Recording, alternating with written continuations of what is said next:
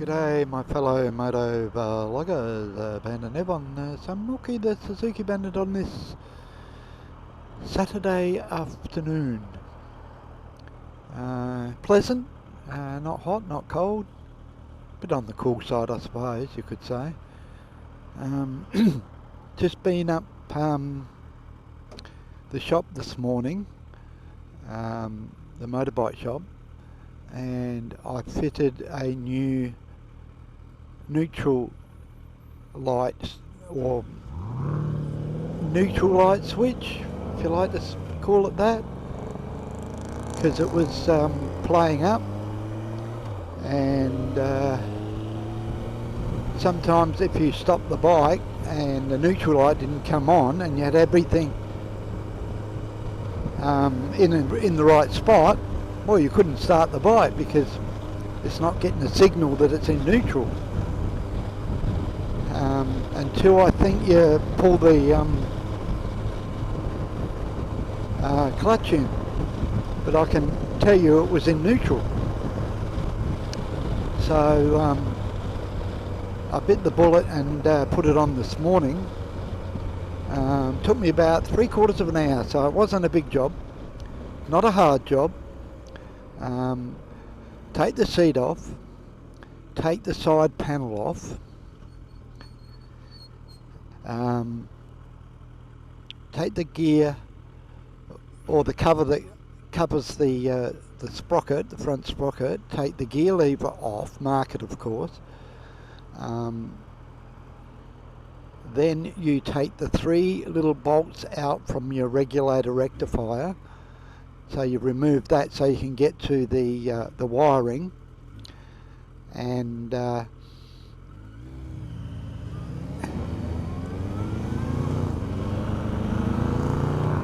it's a race I think, and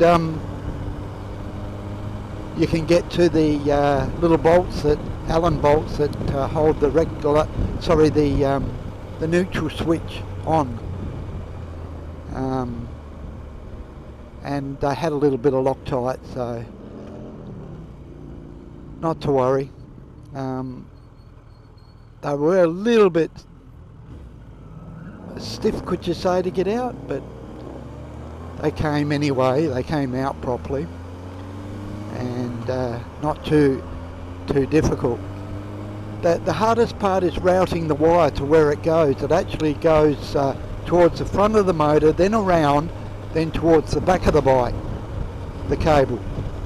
That's why you've got to take the seat off, and also you have to take the housing that holds your indicator unit or flasher unit.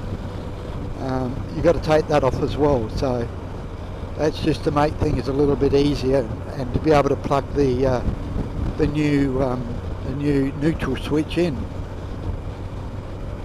So it wasn't that hard. I remember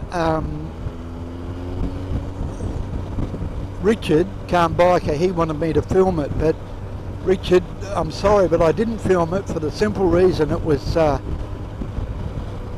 bit fiddly on the floor.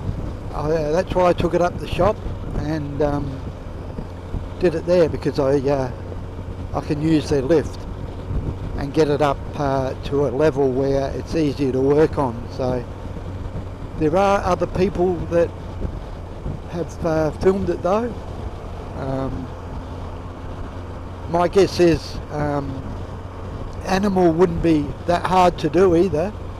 I have noticed that it's not only Suzuki's that have this neutral light switch problem, but there are Yamahas as well that I've seen that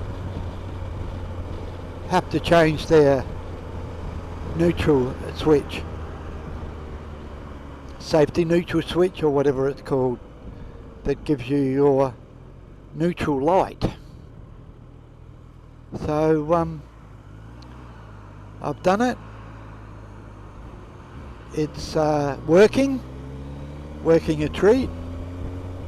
It cost, how much it cost me? About $150 or $160 posted. from Mick Hone in Victoria. I get a lot of parts from them because they're cheaper than our local dealer up here at Kessner's Suzuki. They're always a bit dearer, so I get it shipped over from Melbourne. So that's the latest on the bike. The car goes in on the 3rd of October just to get a little bit of damage that I caused myself fixed up, and then I might just take it and see what kind of price they'll give me as a trade-in for it on a new ASX. I'm not going for the top model. I'm going for the base model because that's more in my budget. Every time you look at the next model, it's $3,000 or $4,000 more with, well, to be honest, not much more features, but I'm sure there's people out there that like those features.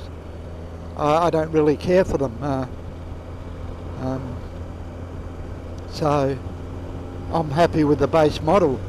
Basically, my car's a base model, the Lancer. It's an ES, but it's basically a base model which was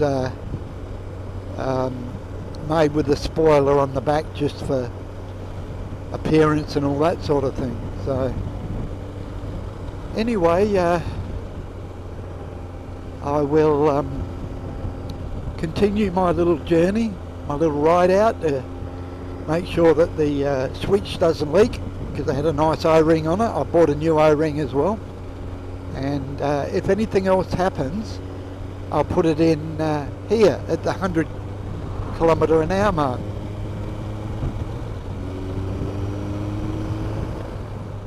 Well folks, end of the little ride I was doing.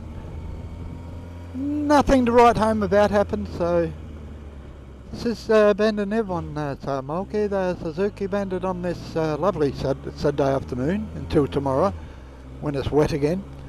Bidding you all very, very, very safe riding, and until next time, cheers for now.